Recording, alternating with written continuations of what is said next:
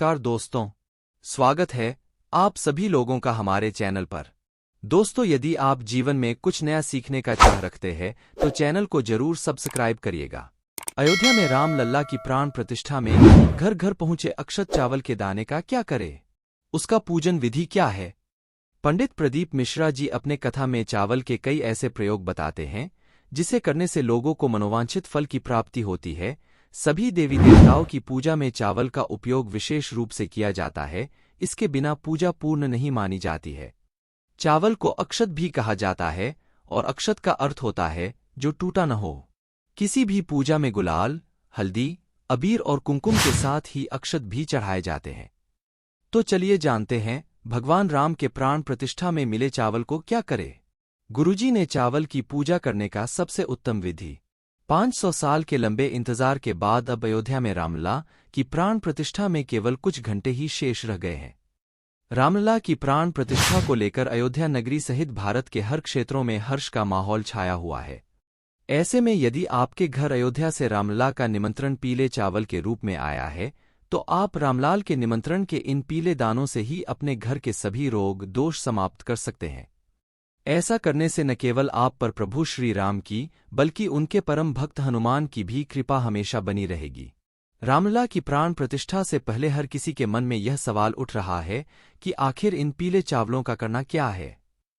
ऐसे में यदि आप गुरुजी द्वारा बताए गए इन कार्यों को करते हैं तो आप पर हमेशा प्रभु राम की कृपा बनी रहेगी। इन सभी कार्यों को करने से आपके घर में आर्थिक उन्नति, सुख समृद्धि, शांति और घर में सकारात्मक ऊर्जा का संचार होगा। साथ ही आपके घर की सभी परेशानियां भी दूर हो जाएंगी। उनका कहना है कि इस पीले चावल से समस्त रोगों का नाश होगा और इसके साथ ही राम जी के साथ हनुमान जी की कृपा भी आप पर हमेशा बनी रहेगी। रामलला की पूजा में करें इन चीजों को शामिल। घर में पूजा करने का स्थान ईशान कोण में ही होना चाहिए।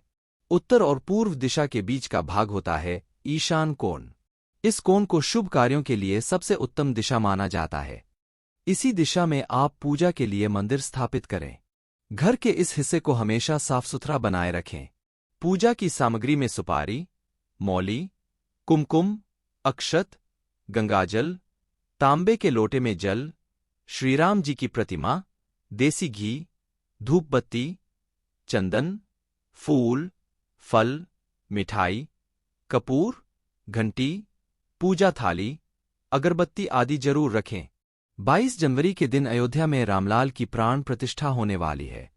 ऐसे में लोगों के मन में भी जिज्ञासा है कि आखिर इन पीले चावलों का करना क्या है।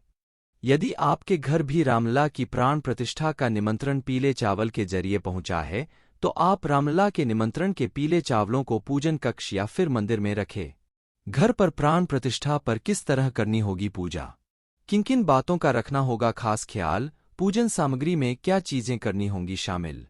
इसके अलावा आप उन पीले चावलों को लाल कपड़े में बांधकर घर की तिजोरी में भी रख सकते हैं। यदि आपके घर में किसी भी प्रकार का कोई मांगलिक कार्य हो रहा है तो पूजन के साधारण चावल के साथ उन पीले चावलों को मिला सकते हैं। कैसे करें घर पर रामलला की पूजा। घर के मंदिर को अच्छी तरह से साफ कर लें। पुरानी चीजों को वहां से हटा दें। कूड़ा कचरा ना हो, पुराने फूलमाला आदि न हो। मंदिर में रखी गई सभी देवी देवताओं की तस्वीरों को साफ कर लें। इससे घर में पॉजिटिव एनर्जी बनी रहेगी। पूजा स्थल को साफ करें। मुख्य रूप से ईशान कोण की साफ सफाई जरूर हो जाए। पूजा से पहले आप भी स्नान कर लें और घर के अन्य सदस्य भी साफ सफाई का ध्यान रखें। साफ वस्त्र धारण करें। अब चौकी पर श्रीराम की मूर्ति स्थापित करें। चौकी पर लाल वस्त्र बिछाएं। अब पूजा की शुरुआत करें। विधि अनुसार पूजा करने के लिए आप किसी पंडित को भी घर बुलाकर पूजा करा सकते हैं। पूजा की शुरुआत करने से पहले हाथों में जल लेकर पूजा का संकल्प करें।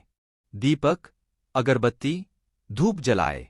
कुमकुम, अक्षत, चंदन, फूल, फल, मिठाई, पंचामृत, खीर श्रीराम जी को अर्पित करें। अंत में कपूर जलाकर आरती करें। शाम के समय मुख्य द्वार पर घी का दीपक जरूर जलाकर रखें। पूजा के नियम। देवी देवताओं पर चढ़ाए गए फूलमाला हर दिन रात में ईश्वर शयन कराने के साथ हटा देना चाहिए और प्रतिदिन नए फूलों की माला अर्पित करना चाहिए। पूजा में हमेशा ताजे फूल ही चढ़ाएं। रंग बिरंगे फूलों से रामलला के मंदिर को सजाएं। इससे मंदिर का वातावरण भी सुगंधित हो जाता है। पूजा के बाद फूल मुरझा जाएं तो उन्हें हटाकर दोबारा नए फूलों से सजा दे मंदिर। मंदिर में अंधेरा ना हो, इस बात का ध्यान रखें क्योंकि यह अशुभ होता है। नियमानुसार आप पूजा करते हैं तो श्रीराम जी का आशीर्वाद आपके घर परिवार के ऊपर सदा बना रहेगा। खुशहाली, बरकत, सुख समृद्धि का आगमन होगा।